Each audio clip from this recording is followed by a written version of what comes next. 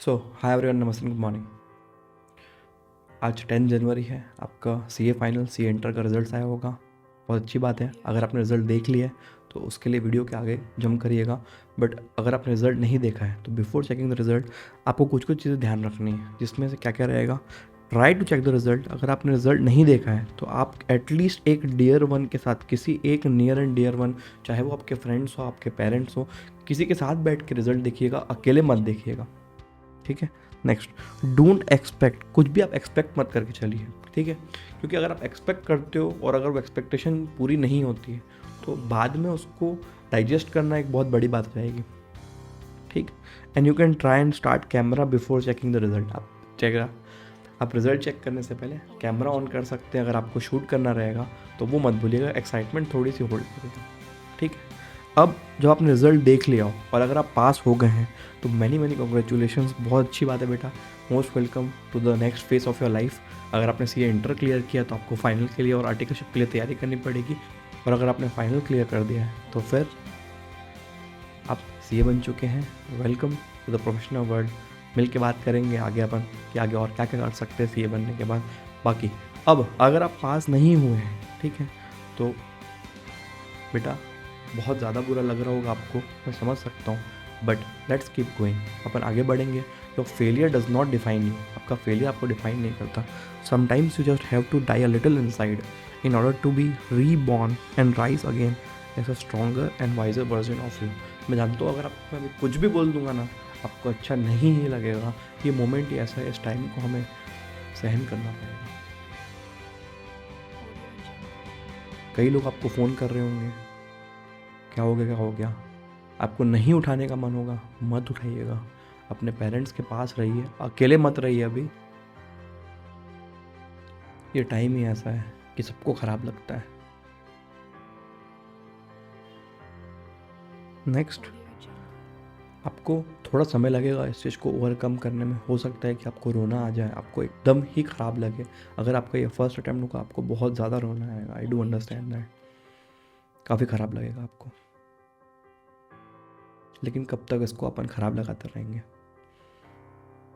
क्या यहीं तक रुक जाना है हमें? सोचिए एक बार, क्या हम यहीं तक रुकना चाहते हैं? कोई ऑप्शन है? कितनी देर रोएंगे?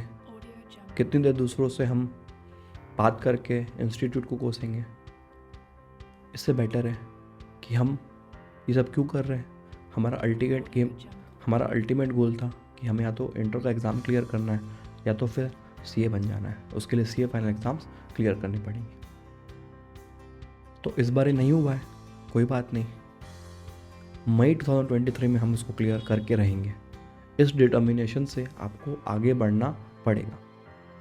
और जब तक आप एक्शन स्टार्ट नहीं करेंगे तब तक आप उसी फेस में, उस बुरे फेस में, उस बुरे टाइम में ही रह पाएंगे।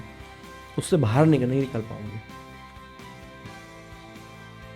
और जैसे आप एक्शन स्टार्ट कर दोगे ना, आपका माइंड धीरे धीरे करके जो फोकस है वो मई 23 के टुवर्ड्स शिफ्ट हो जाएगा। तो let's start and plan for May 2023। आप मूवीज़ देख लो, आप गलती से गलत चीज़ों में, धुआंधार चीज़ों में, कुछ पीने वाली चीज़ों में घुस जाओ, उससे कुछ नहीं होने वाला है, कुछ भी नहीं होगा, ठीक है। कर लिया, हल्की सी हाई आ गई, फिर क्या, फिर लो भी तो आएगा ना, फिर वापस उस फेस में चले जाओगे, फिर बोलोगे और चाहिए। तो ये सब जो एक्स्ट्रा ऑर्डिनरी चीज़ें हैं ना, उसको दूर रखिए, क्योंकि वो शॉर्ट टर्म है, तुरंत उतर जाएगा, फिर आपको चाहिए होगा, कितना कर लोगे, उससे क्या आपका रिजल्ट चेंज होने वाला है क्या? नहीं। तो ऐसी एक्टिविटीज़ करते हैं जिससे आपका रिजल्ट चेंज हो जाए। इस बार नहीं, लेकिन अगली बार। इस बार वाला तो आपके हाथ में नहीं है, ठीक। Let's rise like a phoenix. How to rise and shine again. पहले तो आप ये डिसाइड कर लीजिए कि आपको मई 2023 में एग्जाम्स क्लियर करना है। नवंबर 22 आपका जा चुका है, उसका रिजल्ट आज आ चुका, जो आपके हाथ में नहीं है, ठीक। क्या क्या चीज़ें हमें अभी नहीं करनी है? पहला, कंपेरेबल सैडनेस। सबसे बड़ी चीज़ होती है जब रिजल्ट आता है ना, तो हमें हमारा पास ना होने का दुख तो होता ही है, बट हमारा फ्रेंड अगर पास हो गया है तो हम उसको कोसते हैं, हमें उनको कॉन्ग्रेचुलेट करना चाहिए, उनकी खुशी में शामिल होना चाहिए, ताकि अगली बार वो भी हमारी खुशी में शामिल हो जाए।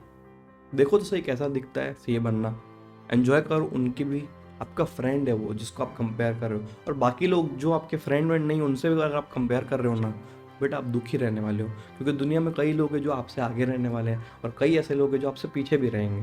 तो आपको किससे कंपेयर करना, क्यों करना, सब अलग अलग है, आपको कंपेयर बिल्कुल भी नहीं करना चाहिए। जैसे आप कंपेयर करते हो ना, मोस्टली जो आपकी सैडनेस है ना वो कंपेरेबल सैडनेस होती है कि यार वो पास हो गया हम नहीं हो पाए, अरे वो कैसे पास हो गया, अरे भाई वो उसकी इंडिविजुअल मेहनत है, उसने अपने प्रिपरेशन के टाइम में क्या किया हमें क्या पता, और हमें क्या क्या करना है। हमको सिर्फ हमारा रिजल्ट हमारी हार्डवर्क से मतलब होना चाहिए। कंपेरेबल सैडनेस की साइकिल में मत घुसे, बहुत एक्सट्रीम खराब लगेगा और वो बहुत बड़ी बेवकूफ़ी होने वाली है आपकी। दूसरा, दूसरों को कर्ज करना अपनी गलतियों के लिए या दूसरों पे ब्लेम डालना, बहुत इमेच्योरिटी, बहुत ज़्यादा इमेच्योरिटी। दूसरों को ब्लेम मत करिए। हाँ, किसी चीज़ में अगर आप इन्वॉल्व हुए थे तो आपका डिसीजन था कि उस समय आपने टाइम वेस्ट करने का डिसाइड किया था कि चलो उसने बुलाया, वो उसकी गलती नहीं है, वो तो अपना मतलब देख रहा है, तो आपने अपना मतलब देख के उसको क्यों मना नहीं किया कि नहीं मैं नहीं आऊँगा या मैं नहीं आऊँगी या ये चीज़ मैं नहीं करूँगा, अभी मेरी प्रायोरिटी क्या है, मुझे सीए फाइनल के लिए पढ़ना है या सीए इंटर के लिए पढ़ना है। ये अगर आपने उस समय डिसाइड नहीं किया था, उसके बुलाने पे अगर तुम चले जाते हो और उसको ब्लेम करते हो, उसमें गलती तुम्हारी है, तुम उठ के क्यों गए थे, नहीं जाना चाहिए था ना। चलो कोई बात नहीं, पिछले बार चले गए थे, इस बार ध्यान रख, उसको कोसो मत, देन एंड देयर डिसाइड करो कि अगली बार कोई हमें बुलाएगा तो हमारी प्रायोरिटी ये है कि हमें एग्जाम्स क्लियर करनी है, तो हम उठ के नहीं जाएंगे। ठीक, नेक्स्ट। और ये तो मैंने बता दिया कि इसमें नहीं घुसना है, क्योंकि ये शॉर्ट टर्म आपको हाई देगा, फिर तुरंत आप लो हो जाओगे, फिर चाहिए और फिर आप हाई लो, ये फालतू चीज़, इससे आपका रिजल्ट नहीं चेंज होने वाला। बेसिकली अगर होता था तो मैं रिकमेंड कर देता, बट इससे कोई रिजल्ट चेंज होगा नहीं। अगर आप इस मोमेंट को बिल्कुल भी सहन ना कर पाओ, तो आप चाहो और आपको किसी की नीड हो, आप बिल्कुल मुझे भी कॉल कर सकते हो, नंबर मेरा स्क्रीन पर फ्लैश हो रहा होगा। ठीक, हमें क्या करना है इस समय पे, थोड़ा सा अपने ऊपर इजी रहना है। ठीक है, हो गया, कोई बात नहीं, हार्श रहने से कुछ हो जाएगा क्या, नहीं, तो फिर इसके बारे में अपन अगले बार मई 23 में प्लान कर लेंगे। रैशनली एनालाइज अपन बाद में करते हैं।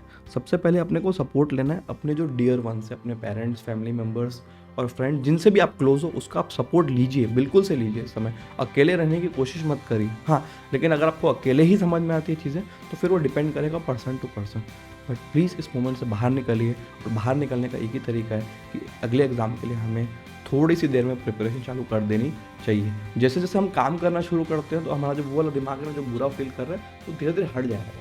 और अगर आप काम स्टार्ट नहीं कर रहे हो, लोगों से खाली डिस्कस कर रहे हो, तो भैया डिस्कस करने से क्या फ़र्क पड़ना है, और वो भी वो लोगों से जो आपके फील्ड के भी नहीं। And I am very sorry जो भी आपके साथ हुआ। आई रियली डू विश कि आप मई 23 में पास हो। जब धीरे धीरे आपको लगे कि आपको स्टार्ट करना है, अब आपको पढ़ाई स्टार्ट करनी है, मई 23 के लिए आप गियर अप हो जाओ, थोड़ा सा अगर रोना वोना जो आता है वो सब कर लो इससे। फिर आपको क्या करना है, कुछ स्टेप्स लेने हैं। सबसे पहले आप एनालाइज करिए कि रैशनली आपकी स्ट्रेंथ वीकनेस क्या है, और ऐसे क्या रीजंस आपको लगते हैं जिसके कारण आपको लग रहा है कि आपका क्लियर नहीं हुआ, उस पर डिटेल में काम करना पड़ेगा। इसके अलावा अगर आपको लगता है कि सर्टिफाइड कॉपीज़ वगैरह वो मंगवानी है इंस्टीट्यूट से या रीचेकिंग करवानी है, तो आप कर लीजिए उस चीज़ों को। नेक्स्ट, टाइम टेबल बनाइए नया वाला, उसमें नई बुक्स निकालिए जो आपको लगेंगे। कुछ अमेंडमेंट्स अगर लेने हैं तो वो ले लीजिए, कुछ नए क्वेश्चंस लें तो वो ले लीजिए। कुछ सब्जेक्ट है जो एकदम ही परेशान कर रहा है, तो उस केस में आप क्या कर सकते हो कि जिसका अच्छे मार्क्स है उनसे बात करो, अपने टीचर से बात करो कि सर ये वाले सब्जेक्ट में मुझे सबसे ज़्यादा प्रॉब्लम हो रही है, तो उसको कैसे हम ओवरकम करें। ठीक, और जब आप एनालाइज करते हो ना अपने रीजंस को कि हमारे साथ ये हुआ, take the help of a senior या तो फिर टीचर की हेल्प ले लो। उससे क्या होगा, देखो अभी आपका माइंड हो सकता है कि रैशनल ना हो, थोड़े से सैडनेस में हो, तो इसमें जो बाहरी व्यक्ति है ना वो आपको अच्छे से एनालाइज कर पाएगा कि हाँ यार यहाँ दिक्कत थी। और आपको अगर मेरी हेल्प की ज़रूरत हो तो मुझे भी आप बिल्कुल डिस्टर्ब करिए इस चीज़ के लिए, नंबर मैंने आपको ऑलरेडी दे दिया है, यू आर मोस्ट वेलकम। लेकिन हमें मई 23 में कैसे भी करके एग्ज़ाम को क्लियर करना है, ऐसा डिसाइड करते हैं और इस सैडनेस से साथ में बाहर निकलते हैं। बहुत मज़ा आएगा जब आप क्लियर हो जाओगे अगले अटेम्प्ट में। It will be very very very very nice moment of your life, best moment हो सकता है आपका। बट अभी उसको प्रिजर्व करिए, उस एनर्जी को, इस सैडनेस को हम हैप्पीनेस में कन्वर्ट कर सकते हैं। वो आपके हाथ में की चीज़ है, वो आपके हाथ की चीज़ है, लेकिन अभी हमें अपने आप को अच्छे से संभालना पड़ेगा। विद दिस अभी के लिए तो मैं आपको गुड बाय बोल रहा हूँ, लेकिन आपको मेरी कोई भी हेल्प, किसी भी टाइप की हेल्प लगे और आपसे बिल्कुल भी ये टाइम नहीं सहन हो रहा हो, तो मेरी हेल्प लगे, I am there with you.